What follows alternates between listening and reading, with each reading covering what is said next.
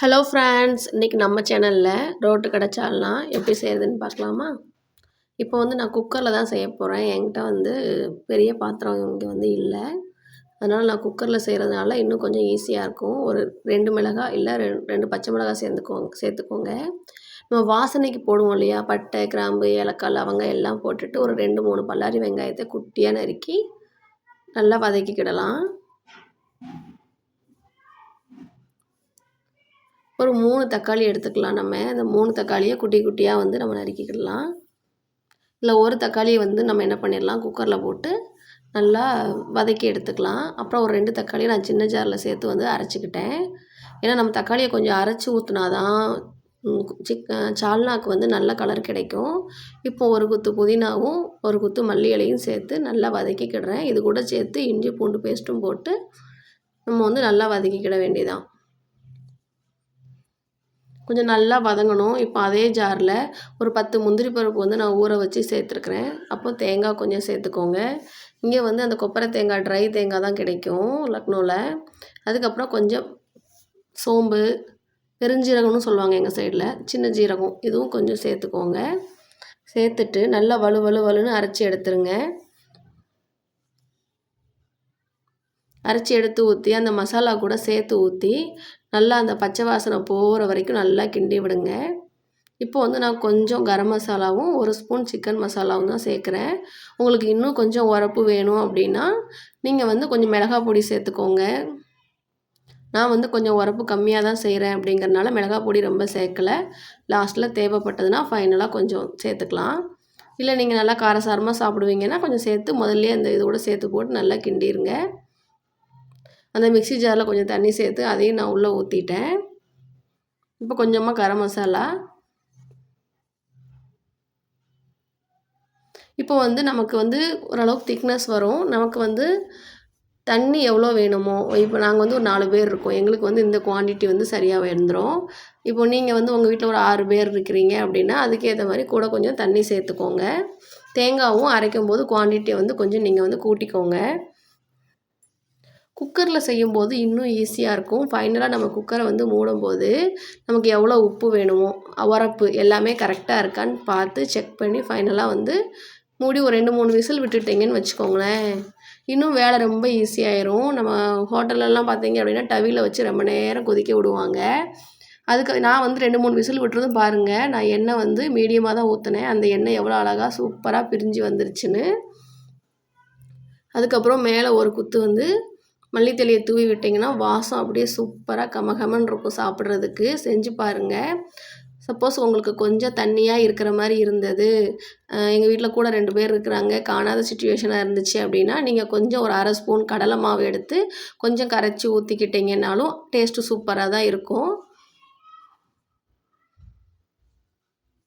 இப்போ அடுத்து நம்ம கோதுமை பரோட்டா எப்படி செய்யுதுன்னு பார்க்கலாம். நான் இப்படி தான் செய்வேன்.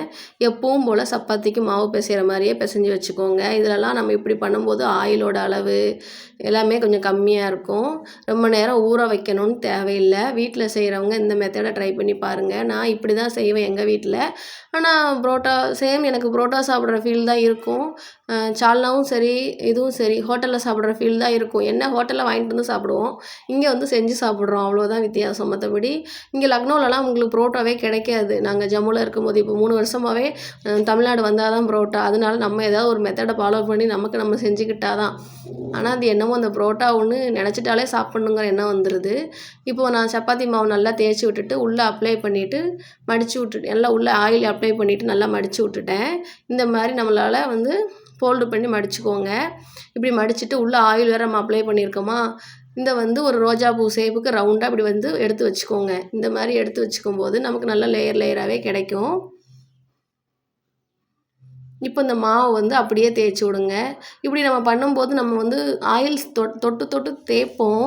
ஆனால் அதிகமாக ஊற்றி செய்ய மாட்டோம். கடைகளில் கொஞ்சம் அதிகமாக ஆயிலெலாம் ஊற்றி செய்வாங்க. இப்படி வீட்டில் செய்கிறது இன்னும் பெஸ்ட்டு. முடிஞ்ச அளவுக்கு நீங்கள் சப்பாத்தி மாவு பிசைகிறதா இங்கே அடித்து பிசைய வேண்டாம். லேயராக இது விரித்து விட வேண்டாம்.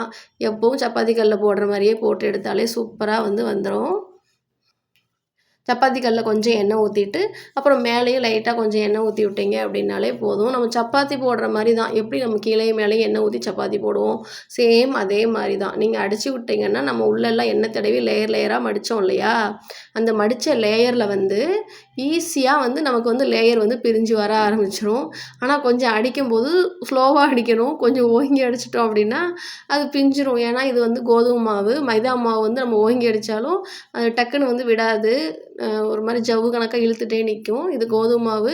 கோதுமை மாவில் செய்யும்போது நமக்கு உடம்புக்கு இன்னும் நல்லது.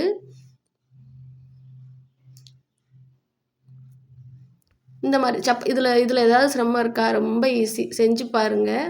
சூப்பராக இருக்கும். நான் இப்படி தான் செய்வேன். எனக்கு தெரிஞ்சு இப்போ ஒரு 3 வருஷமாக நான் இப்போ இப்படி தான் செஞ்சுக்கிட்டு இருக்கிறேன். ஆனால் பார்க்க சப்பாத்தி மாதிரி இருக்குன்னு நினைக்காதீங்க. நான் அடித்து விட்டுட்டு உங்களுக்கு காமிக்கிறேன் எப்படி வருதுன்னு மட்டும் நீங்கள் பாருங்கள். கலரு தான் வித்தியாசம். இங்கே பாருங்கள், லேயரில் அந்த உள்ள லேயர் வந்து அப்படி பிஞ்சு சூப்பராக வந்துடும். சப்பாத்தி மாதிரிலாம் இருக்காது. சேம் புரோட்டா டேஸ்ட்லேயே தான் இருக்கும். அது கலர் வந்து நமக்கு கோதுமை மாவு கலருங்கிறனால ரொம்ப டிஃப்ரென்ஷியேட் வந்து தெரியலை.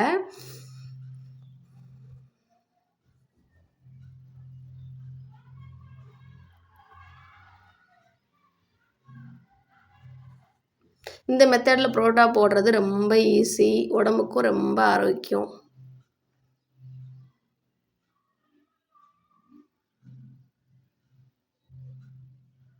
மாற்றி மாற்றி இங்கிட்டு 2 திருப்பு அங்கிட்டு 2 திருப்பு மாற்றி மாற்றி திருப்பி போட்டிங்க அப்படின்னா சூப்பரான புரோட்டா வந்து ரெடி ஆகிடும். நான் அதுக்கு தான் ஒரு 2-3 சப்பாத்தி 2-3 புரோட்டா வந்து போட்டு காமிச்சேன்.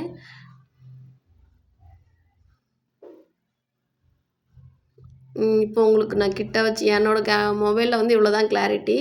இப்போ உங்களுக்கு புரோட்டா ஷேப் வந்து நல்லாவே தெரியும். பார்த்துக்கோங்க. ட்ரை பண்ணி பாருங்கள் பிடிச்சா. பாய் பாய். சேனல் பிடிச்சா லைக் பண்ணுங்கள், சப்ஸ்கிரைப் பண்ணுங்கள். முடிஞ்ச அளவுக்கு வீட்டிலையே செஞ்சு சாப்பிட்றது இன்னும் பெஸ்ட்டு. முடியாத பட்சத்தில் வந்து நம்ம வந்து வெளியில் வாங்கிக்கலாம். இப்படி குட்டி குட்டியாக பிச்சு போட்டு நம்ம வீட்டில் செஞ்ச சால்னா ஊற்றி சாப்பிடும்போது செம்மையாக இருக்கும்.